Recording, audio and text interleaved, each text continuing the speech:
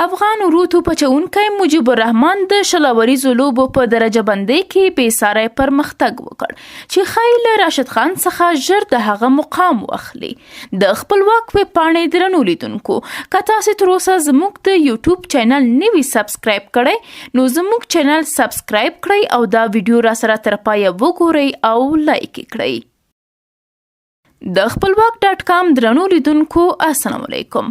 افغان ورو توپ اچونکی مجيب الرحمن د کرکټ نړیواله شورا د شلوریزو لوبو د توپ اچونکو په درجه بندۍ کې بېساری پرمختګ وکړ او دویم مقام یې خپل کړ. د افغانستان او ویسټ انډیز سیالیو کې د ویسټ انډیز پر وړاندې مجيب الرحمن په زړه پورې توپ اچونه ترسره کړه چې په تازه درجه بندۍ کې نوموړي ځان دویم مقام ته ورساوه. تر دې مخکې مجيب الرحمن په دغه درجه بندۍ کې په 9 مقام کې و چې د اوسني پرمختګ سره میچل سانتینر، اماد وسیم، ایډام زامپا، انډلی فیلوک وایو، عادل رشید او شاداب خان تر شا پرېښودل.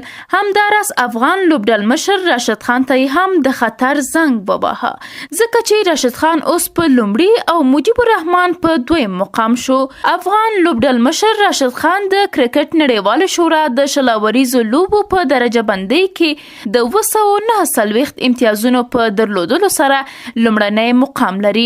همداراز مجيب الرحمن بیا 242 امتیازونه لري چې تر راشد خان یوازې 2 امتیازونه وروسته دی او که چیرته په راتلونکو لوبو کې هم ښه لوبه نندارې ته وړاندې کړي نو ښایي چې تر راشد خان لومړنی مقام واخلي.